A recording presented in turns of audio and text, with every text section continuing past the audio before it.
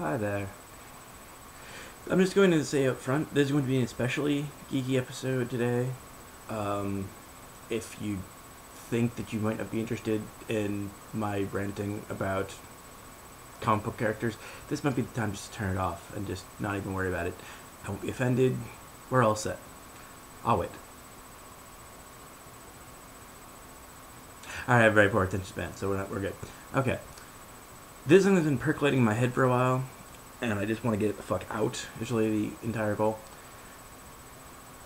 There was a thing that I read forever ago about Frank Miller gleefully taking credit for just dissolving the Superman-Batman friendship during his tenure. And, like, obviously, like, with moments like that in Dark Knight, Dark Knight Returns, and what's it, Dark Knight Rises, and then like they use it again in like moments like this in like Hush with Jim Lee, and there's this thing where, I mean, there is some truth to the fact that they're such distinctly different characters that it makes that you can. I get the argument that they wouldn't be friends. I get it, but truth be told, I mean, the thing that I was thinking about is that to a large extent, I'll just name names. Like my friends, like Justin and Cello, are like these super positive people, and I'm not at all, really. So it's like we almost have like a symbiotic relationship where I feed off their positivity, and then I keep them in check with me being me, and I feel like everybody gets what they should. Everybody keeps on an even keel in that sense. And I feel like that's why Superman and Batman would be friends, is that they have such distinctly different views in the world, but they both need each other's perspective, or else they would go completely off the rails. That's why the Dark Knight Returns thing makes sense, because that's essentially where they hadn't seen or spoken to each other in decades or whatever. And it makes perfect sense that Batman would go further down the rabbit hole into darkness and cynicism, and Superman would be so easily corralled by the government and just playing off the positivity. Like it makes perfect sense. I'm not disputing that, but it also, to me, like the reason that them having an adversarial relationship in any kind of current books doesn't really make sense to me, because I feel like they would be close just by virtue of the fact that they need each other, and they both have, well, they have similar ideas on what people are and like human behavior.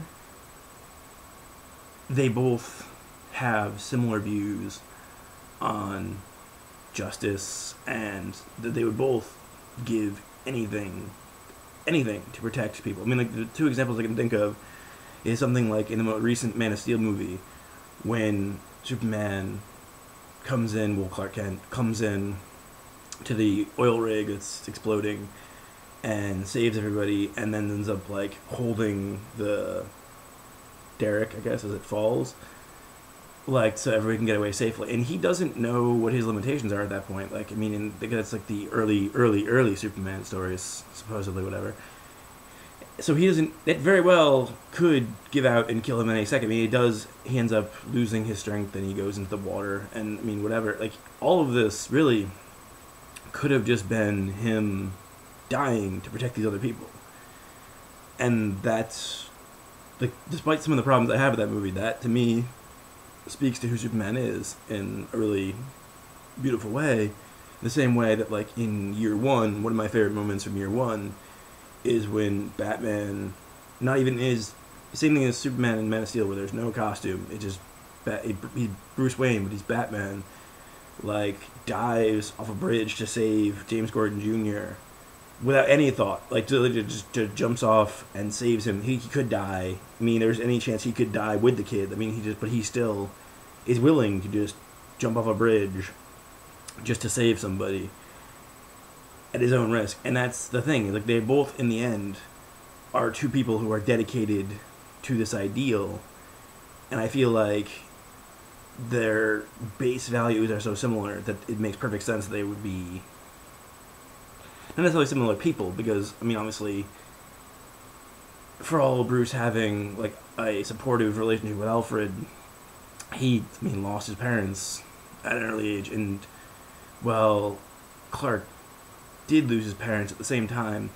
He got brought up by these wonderful parents in Kansas who gave him these values. That's why there was this line once where it was like, Clark Kent is who I am, Superman is what I can do.